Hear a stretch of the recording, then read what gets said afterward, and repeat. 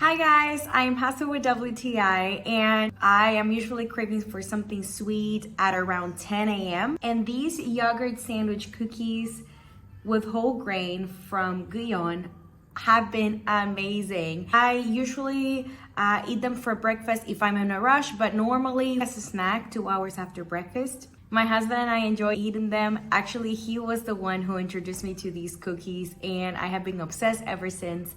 I think they're so tasty. They're not too sweet. That's something important. And this one is a box which has 5 single serve packs and it comes with 2 little biscuits inside. Let me show you right here. This is how easy it is to open.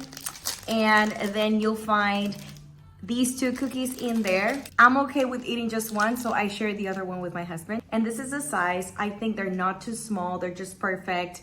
And they're crunchy. Again, it comes with some yogurt and like berries over there.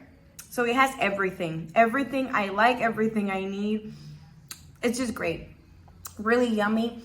And yes, I would recommend it to anyone who's looking for something when they have cravings in between meals. This one's great, not only for a snack, but for breakfast if you didn't have time to make a real one.